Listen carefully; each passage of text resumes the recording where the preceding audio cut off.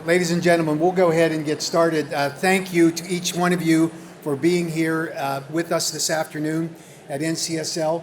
The American Kratom Association has been a proud partner with NCSL for several years, and it gives us the opportunity to come and speak with you at events like this in order to tell you the story about Kratom. And in the United States today, as many of you may know, there are really only three choices that a state has in order to determine how the policy that best addresses serving their constituents. In the FDA, leading up to 2016, wanted every state to ban Kratom because they told the states that Kratom would be federally scheduled. That turned out to be not true.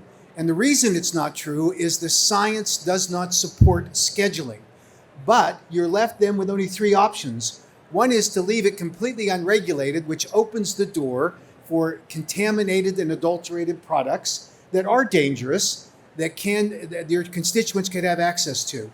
You could ban it, and banning it requires that you follow at least some protocol with respect to the science that would justify that kind of a decision. Most states follow the Federal Controlled Substances Act criteria for putting substances on Schedule 1. And that has been tried twice by the FDA, and twice it's been repudiated, once by the Drug Enforcement Administration for insufficient science, and second by the Assistant Secretary for Health at the Department of Health and Human Services, who is the designated official under the Controlled Substances Act to make a determination as to whether a scheduling recommendation should be submitted to the DEA. Dr. Jawad, in 2018, wrote a scathing rebuttal letter calling the FDA's evidence embarrassingly poor evidence and data to support a scheduling recommendation. And that has gotten worse for the FDA since. And even today, the FDA acknowledges that the science behind Kratom does not support a scheduling decision. And so we're here today to talk about what the options might be for you, because that last option is to regulate it. 13 states have adopted what we call the Kratom Consumer Protection Act, which provides protections for the constituents in the states where you have access to safely manufactured, properly labeled, and age-restricted products.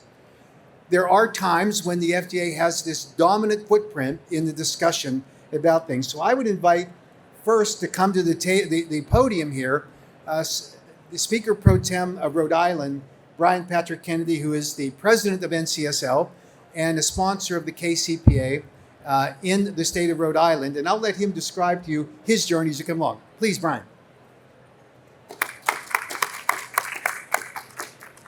So thank you very much, Mac. And first of all, I have to say, we really do appreciate the support and the sponsorship that Kratom Association, American Kratom Association has with NCSL and the NCSL Foundation.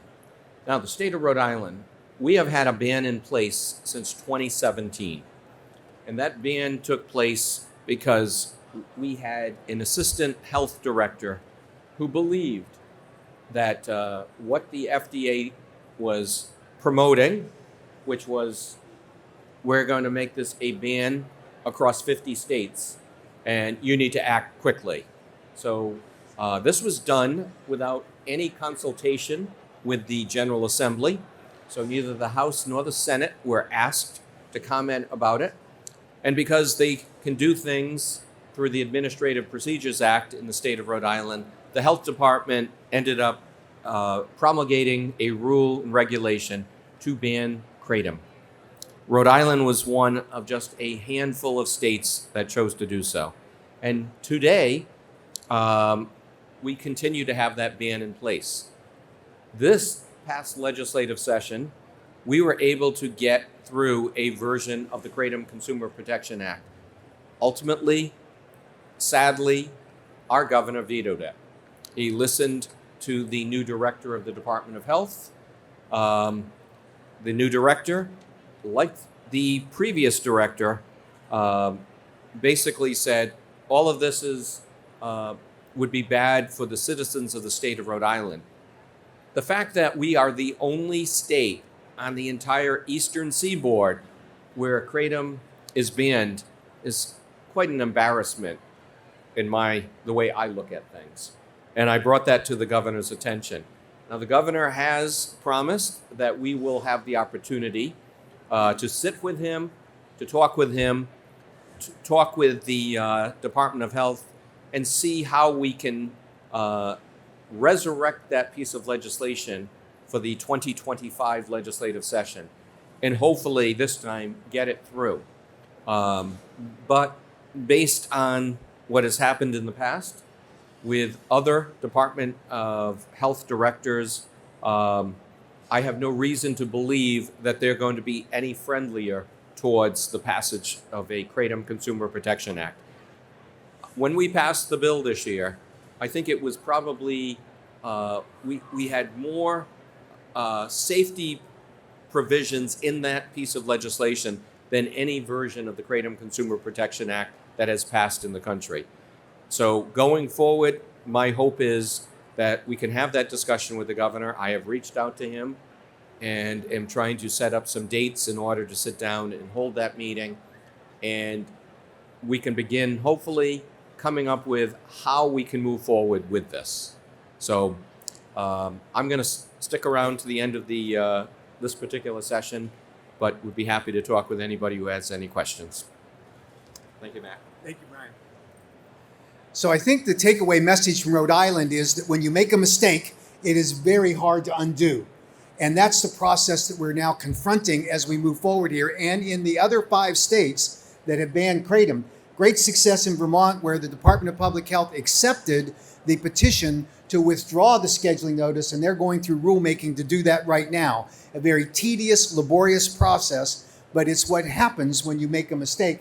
And the mistake here, frankly, was following what the FDA recommended when it came to kratom. But for those states that have banned it, I want to tell you a little bit about what the consequences are. This individual in the state of Arkansas, Marshall Ray Price, was arrested. Marshall Price struggled for years with an addiction to methamphetamines. He had a hard row in his life, but he found kratom as a part of a rehabilitation effort that he went through, and he was successfully weaned off of the meth addiction that he had and had returned to a very productive life. His family was grateful that kratom had saved him, but he lived in a state where kratom is currently banned, one of the 6 states that banned it in 2015, in this case, by one doctor who made a recommendation to ban it, and the Department of Health held a hearing that was open for 6 hours, and they banned it with no public notice and no input from the kratom community. And unfortunately, that still stands today. Marshall Ray Price had got into trouble with the local sheriff's office in his life, and they watched him closely. He purchased a kratom product in the state of Missouri legally, came right across the state line, was on his way to work, stopped by the sheriff's deputies because he had a burned out light on his license plate. And he had a bag of kratom in his car. That bag of kratom was less than 300 grams, which is about a month's supply for someone who is using it in order to wean off of meth or an opioid. He was arrested, and in the trial, he was assigned a public defender. The public defender met him 2 days before the trial, was not permitted by the judge to enter any evidence that Marshall Ray Price had purchased his product legally, was using it in order to fight off the addiction. That was banned from testimony in the trial because it is a Schedule I offense felony, 10 years to life. And the judge imposed that sentence to him for possessing a product that was helping him get off of meth. When he was in jail 3 weeks later, waiting transfer to the state prison, he got into a boxing match with a fellow inmate. He suffered internal injuries and laid in his bunk for a day without any support or help from the sheriff's department, and he died. Marshall Ray Price didn't need to be in jail because he was helping himself. He was a productive citizen and unfortunately was trapped in that particular cycle of a state where kratom is banned. This is Shayna Brown. Shayna Brown purchased a 250-gram packet of kratom in Florida, went across an unmarked state line where it was popular for the sheriff's department in Alabama to have a DUI stop, and she was pulled over. They found a bag of kratom of less than 200 grams in her car, and they arrested her. She sat in jail for 8 months with a $1 million bond on her head because she had violated the Controlled Substances Act in the state of Arkansas. And the judge reduced her bail to $75,000, and the Kratom community did a GoFundMe page and was able to bail her out. She goes to trial this month, and she faces a 10-year to life sentence for possessing a product that was helping her, again, with an addiction problem that she had successfully escaped and yet was trapped in it. Indiana, Dakota McCannon purchased his Kratom legally in the state of Kentucky, drove across the state line into Indiana, was in an automobile crash. When the police came to investigate, they found a bottle of what's called Vivazen, which is a Kratom product. It is like a shot, a 5-hour energy bottle. He had one in his car. He was arrested on a felony possession of a Schedule I drug, now faces 12 months in jail and a $5,000 fine. These are the consequences of bans that are initiated in states which are designed to really go after dangerous drugs. They are designed to go after scheduled drugs. They are designed to go after those products that get people highly addicted, dangerously addicted, and that pose a threat to the safety of the American people. These laws and these individuals trapped in the cycle of those laws that ban Kratom are only helping themselves. And they're finding ways to get out of the traps of addiction. And that's the sad commentary that comes on this whole issue about a Kratom consumer. I wanted you to have today the opportunity to meet some Kratom consumers. I'd first like to invite to come to the podium Heidi Sikora, who lives in the state of Wisconsin, which is one of the 6 states that bans Kratom, and let Heidi tell you her story.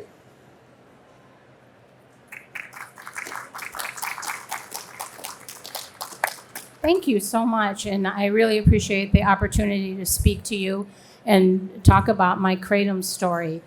As Max said, my name is Heidi Sikora.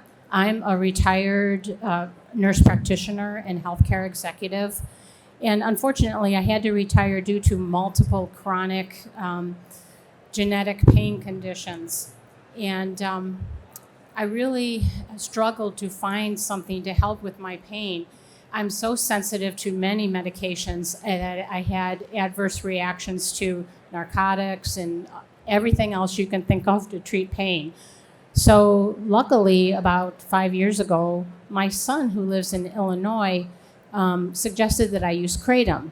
And of course, being a healthcare professional and being trained on that, more medical model, I was very skeptical of Kratom.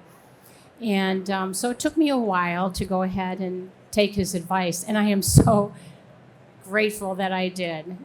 He was very helpful in teaching me kind of the dose and everything to use. I never had a problem with it, but the pain control was amazing immediately. So I was able to go to Illinois, and I do live in Wisconsin, which is one of the banned states, unfortunately. So I'm not able to use it in Wisconsin, but I went to Illinois and started spending more time there. I was able to stretch, to exercise, and that really started to turn the corner for all of my health conditions. And if you don't know, stretching and exercise is important for all of us. But those of us with chronic pain disorders, if we don't stretch and if we don't exercise, it's just a downward spiral. So it was so helpful, but I come back to Wisconsin, and of course, I would start to deteriorate again. Long story short, we ended up having to purchase a second home there so that I could maintain my health. So it's been such a hardship to, financially and emotionally. My husband has been in real estate for 40 years, so I have to leave him behind.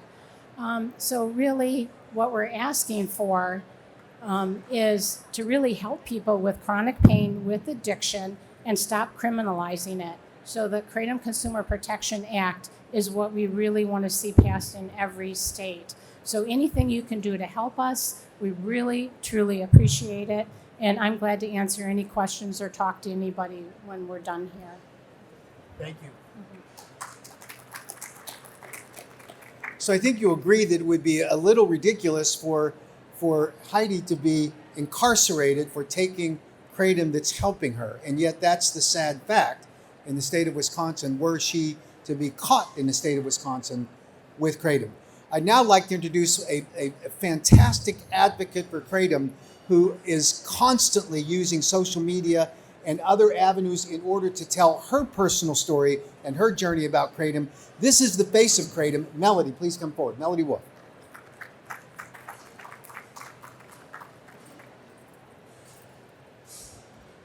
My name is Melody. I'm here from Michigan. Close to the microphone. Oh, this way? Stand close. Oh, okay.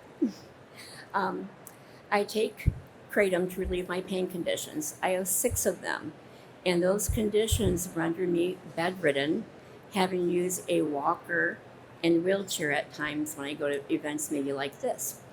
I'm a tenured consumer, and so this is amazing for me because I've been in pain for 20 years. And with Kratom, I'm still in pain right now as I'm talking to you, but you can see that I'm doing okay. And in fact, this is the very first time that I've traveled by myself, so I am pretty proud of myself. And what's interesting is that we got rerouted from Kalamazoo to Wisconsin. And I was faced with perhaps having to stay in a hotel overnight. And I was like, for taking a supplement that's helping my pain and gives me my mobility back, I could be arrested and be a felon now. And it would be out of state, so how would I get legal help and how would I do that? So that's why I'm a passionate advocate, like Max says. I probably spend 30 to 40 hours a week researching, trying to find the science on it, and sharing it with the 50 to 100 million chronic pain patients that we have in this country. Now, fortunately, I stumbled across Kratom, and it helped me. There are so many people that don't even know about it, so I'm always posting in the pain groups that I'm in and trying to let them know that there's another option that maybe you should look at, check the science out, and then talk to your doctor about it. So it's so important to me that we get the Kratom Consumer Protection Act passed. And I'm asking every one of you to support its passage. So I want to be able to travel throughout the states without wondering, oh no, what if my plane gets rerouted to an illegal state? Then that would put my family in a whole different situation as hardship. So just again, please try and pass the Kratom Consumer Protection Act. Why would you care about that? Why do any of us in this entire building, why would we care about keeping it legal? Because every one of us and our families, you're only one accident or one diagnosis to being a chronic pain patient like me. And God forbid, if you or your family members get into that position, I want you to have a legal option to take Kratom to relieve your pain, as it has done for me. Thanks. Thank you, Melody. The very first Kratom Consumer Protection Act that passed in the country was in the state of Utah. And the 13 states that have passed it, and please pay attention to the sort of bipartisan approach to this. Utah was first, then Georgia, then Arizona, then Nevada, then Oregon, then Colorado, then Oklahoma, then West Virginia, Kentucky, Maryland, Florida, and Texas. I think I got them all. 13 states. It's not about partisanship, it's about serving your constituents.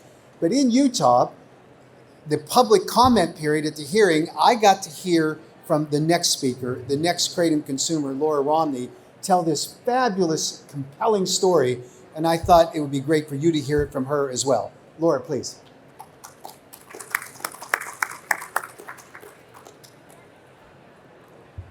I'm excited to be here today to tell you a little bit about my story and how I became involved in the Kratom industry. Like Max said, I am a chronic pain patient as well. You'll hear a lot of it about us today.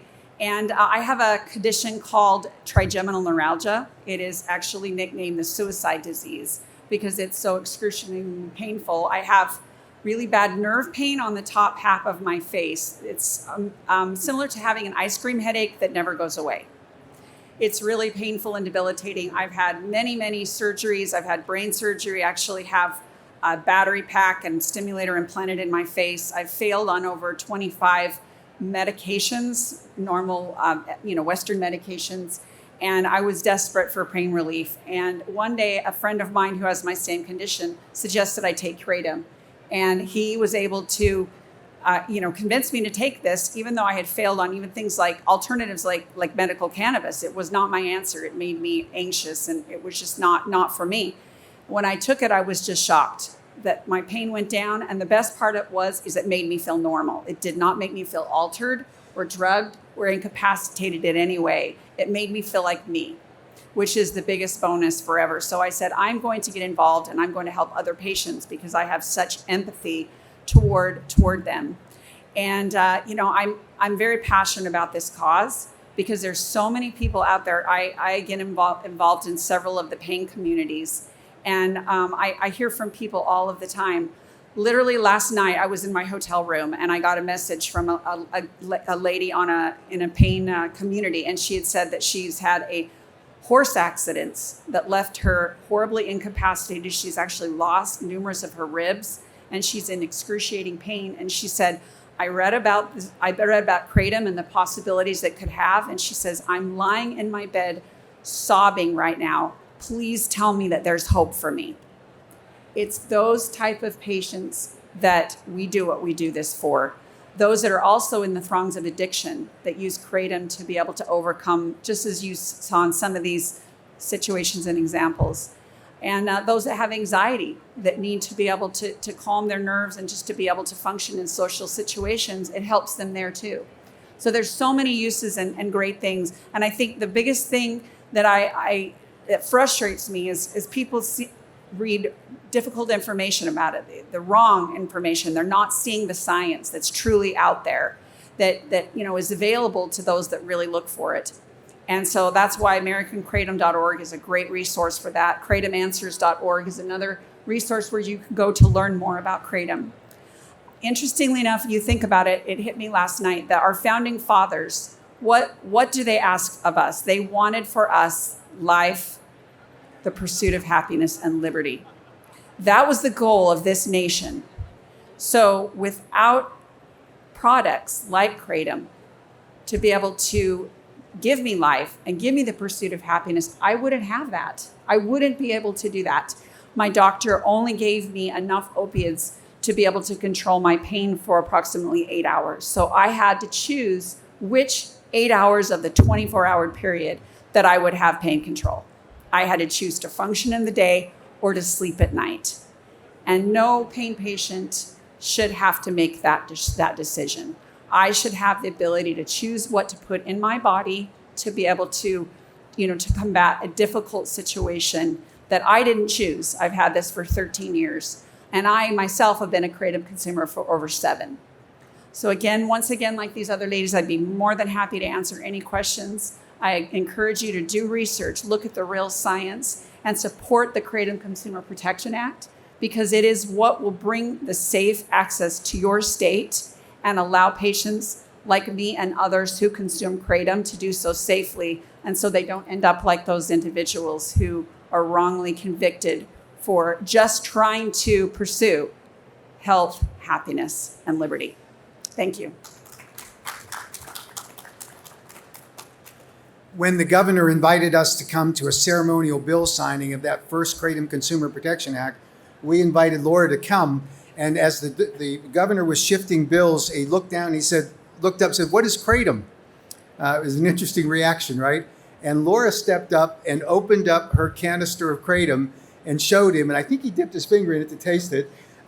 It's a bitter tasting substance, by the way, so it's not something that's attractive to kids or that you would take recreationally because it's enjoyable, but it saves people. And I have been in hundreds of hearings around the country, and I've heard from thousands of people who are Kratom consumers who credit it with helping them improve the quality of their life, or it saves their lives when it comes to dangerous drug addictions. And Johns Hopkins University did a survey of Kratom consumers, and found that 87% of those on opioids using Kratom to wean off of that opioid did so successfully because it reduced their cravings for the opioid, and 35% of those individuals replaced Kratom as their choice for managing acute and chronic pain. It helps people. It saves people. I'm a Kratom consumer because when I was young and stupid, I used to race motorcycles in the desert. And I banged myself up pretty good, and I feel it now. And every day I take Kratom. But my wife's also a Kratom consumer. And she tells me she takes it, and this is what most people use it for. It relaxes her. We teach a Sunday school class every Sunday or every other Sunday with high school kids that are just ready to graduate, and she needs that Kratom to stay calm. And she credits it with doing so. And as the parents of six children and 13 grandchildren, we've been through those cycles of how it is dealing with kids. This product helps people. It needs to be regulated. I've been asked, what's in the Kratom Consumer Protection Act? It requires, if you want to sell Kratom in your state, that a manufacturer has to register with your state, pay a registration fee that covers the cost of actually enforcing the bill. It requires that particular processor to submit a certificate of analysis for their product from an independent laboratory, certifying it complies with the law. It says that it does not add any kind of adulterant that would spike the effects of the product, does not add any scheduled substance, which some bad actors do, and that it's Kratom, not something else, which there are some products out there that are derivative of Kratom, but they're deliberately enhanced so that they become dangerous. It requires good labeling so that when a consumer actually purchases a Kratom product, they know how much to consume. They know what's in the product. They can make an informed, intelligent choice. And then we support age restrictions, because certainly children shouldn't have access to this product. This is the pathway for safely providing access to Kratom in your state, and we hope that you'll think about and promote it and adopt it. Please drop by our booth. All of our advocates will be there to amplify on their personal stories. We're glad to answer any questions about and take your business card so we can help inform you about how you can become a champion in your state to protect this marketplace.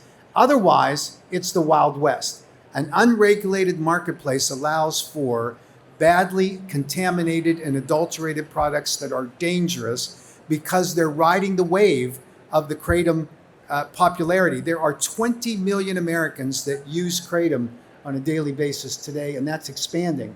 And it's only limited by that because of the FDA spreading their disinformation. But I'll conclude with this. Redemption is good for the soul sometimes, and that's certainly what Brian Patrick Kennedy is trying to do in Rhode Island to redeem the mistake that they made. But even the FDA is starting to recognize the mistake they've made. They were ordered by a federal judge in California to appear before that judge to document why they were saying that Kratom was dangerous. The FDA communicated to that judge that they were unable to do so because the FDA, had not yet come to the determination that Kratom was dangerous.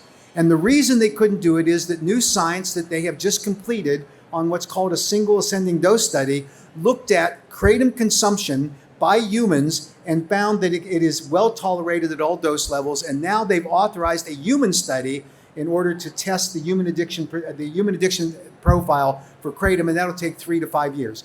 We know that science is going to support Kratom being accessible. We want it to be safe. We welcome that. We thank you for being here this afternoon. Please drop by our booth. We'll be able to give you some more information, and we'll be able to exchange information. So thanks to everyone, and thanks to our advocates for being here to tell their stories.